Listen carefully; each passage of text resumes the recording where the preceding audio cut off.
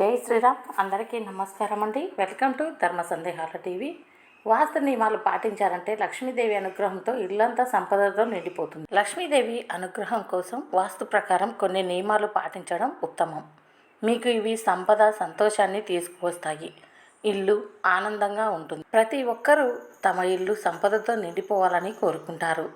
కీర్తి పొందాలని ఆశపడతారు. లక్ష్మీదేవి ఆశీస్సులు పొందేందుకు అనేక ప్రయత్నాలు చేస్తారు. అందుకోసం వాస్తుశాస్త్రం కొన్ని చిట్కాలు చెబుతుంది. వీటిని పాటించడం వల్ల లక్ష్మీదేవి మీ ఇంట్లో నివసిస్తుంది, సంతోషాన్ని, సంపదను తీసుకువస్తుంది. ఈ వాస్తు మార్పులు డబ్బు సంబంధిత సమస్యలు తొలగిపోవడంలో సహాయపడతాయని నమ్ముతారు. వాస్తు లోపం లేని ఇంట్లో సానుకూల వాతావరణం ఏర్పడుతుంది, సంతోషంతో నిండిపోతుంది. అందుకే వాస్తు ప్రకారం ఈ దిశలో మీరు ప్రత్యేక శ్రద్ధ వహించాలి. కుబేరుది ఉత్తర దిక్కు అని చెబుతారు. ఈ దిశ శుభ్రంగా అలంకరించండి. ఇలా చేయటం వల్ల ఆర్థిక లాభం వస్తుంది. ఇది కుబేరుడు దిక్కు కాబట్టి డబ్బు ఉత్తర వైపు భద్రపరచాలి. కాకుండా ఈశాన్య మూలను కూడా శుభ్రంగా ఉంచండి. ఈ దిశలో దేవతలను ప్రతిష్ఠించండి. ఎందుకంటే ఇది వారి స్థలం. మీ వాస్తు ప్రకారం ఈ రెండు దిక్కులు లేకుంటే మీకు ఇబ్బందులు తప్పవు. మీరు నిద్రించే భంగిమ కూడా సరిగ్గా ఉండాలి అని చెబుతున్నారు వాస్తుశాస్త్ర నిపుణులు. నిద్రపోయేటప్పుడు నోరు తెరిచి నిద్రపోకూడదు. ఇది మీ శరీరానికి అనేక వ్యాధులు కలిగిస్తుంది. అలాగే తడి పాదాలతో పడుకోకూడదు. ఇలా చేస్తే లక్ష్మీదేవికి కోపం వస్తుంది. వాస్తు ప్రకారం తలను తూర్పు దిశలో ఉంచి నిద్రపోవటం శుభప్రదంగా భావిస్తారు. ఈ దిశలో పడుకుంటే జ్ఞాపక శక్తి, ఏకాగ్రత పెరుగుతుంది, ఆరోగ్యం బాగుంటుందని నమ్ముతారు. అదేవిధంగా పరమట దిశలో తలపెట్టుకొని పడుకోకూడదు. ఇది జీవితంలో అనేక సమస్యలు తీసుకువస్తుంది. ఆరోగ్యంపై కూడా ప్రతికూల ప్రభావాన్ని చూపిస్తుంది.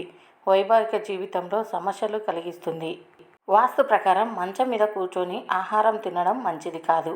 ఇది మీ ఇంట్లో పేదరికాన్ని తీసుకువస్తుంది. ఇలా చేయటం వల్ల ఆ వ్యక్తికి ఆర్థిక ఇబ్బందులు ఎదుర్కోవాల్సి వస్తుంది. మంచం మీద కూర్చొని ఆహారం తీసుకోవటం వల్ల ఇంట్లో ప్రతికూలత ఏర్పడుతుంది, వాస్తు లోపాలు ఏర్పడతాయి. అలాగే రాహువు అశుభ ఫలితాలను ఇస్తాడని, ఇంట్లో అలజడి కలుగుతుందని చెబుతారు.